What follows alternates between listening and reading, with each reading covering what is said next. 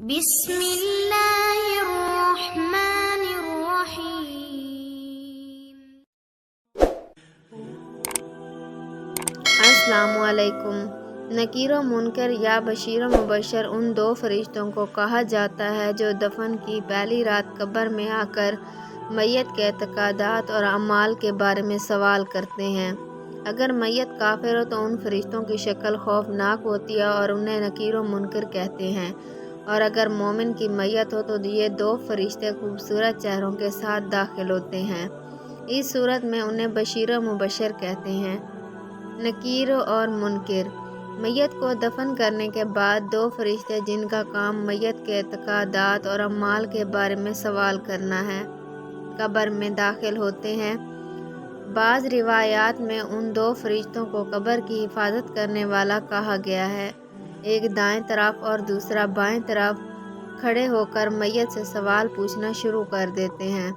اگر میت کافر یا گناہ گار ہو تو ان دو فرشتوں کے چہرے بہت وحشت ناک اور ترسناک ہوتے ہیں، اور جب میت کی اصلیت اور باطنی حقیقت اشکار ہو جاتی ہے تو ان فرشتوں کے ذریعے میت پر عذاب نازل ہونا شروع ہو جاتا ہے اور اس کی قبر آگ سے بھر جاتی ہے۔ بشیر اور مبشر۔ جو فرشتے مومن کی قبر میں داخل ہوں گے ان کے چہرے خوبصورت ہوں گے اور سوال و جواب کے بعد اس کو جنت کی بشارت دیں گے اور اس کی قبر کو خدا کی نعمتوں سے بھر دیں گے۔ ان دو فرشتوں کو بشیر و مبشر کہا جاتا ہے۔ نکیر اور منکر کی شکل و صورت۔ روایات میں نکیر و منکر کے بارے میں یوں کہا گیا ہے کہ ان کی آواز شدید آسمانی بجلی کے کڑکنے کی طرح ہوگی اور آنکھیں بجلی کی طرح چمکتی جن سے آگ نکلے گی۔ اتنے لمبے اور وحشت ناک دانت جو زمین پر لگ رہے ہوں گے، ان کی اونچی آواز کی وجہ سے میت کے بدن پر بال کھڑے ہو جائیں گے اور کچھ بول نہیں سکے گا۔ البتہ ان کا میت کے ساتھ جو رویہ ہوگا وہ اس کے اعمال پر منحصر ہے، اور اس طرح مختلف لوگوں کے ساتھ ان کا چہرہ بھی مختلف ہوگا۔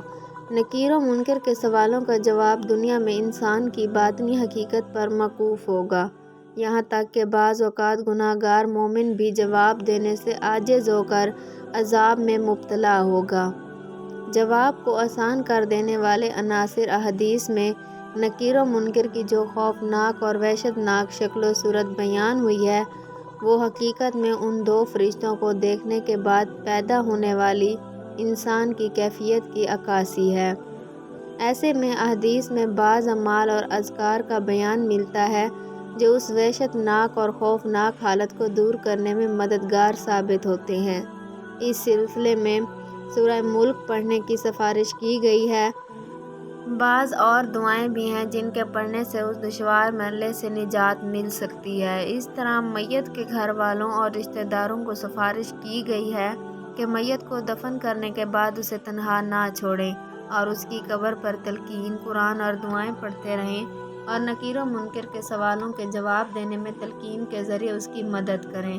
انسان کے صحیح عقیدے اور اچھے اعمال کے علاوہ اہل بیت بالخصوص امام حسین علیہ السلام کی زیارت کرنے سے بھی میت کی مدد ہو سکتی ہے۔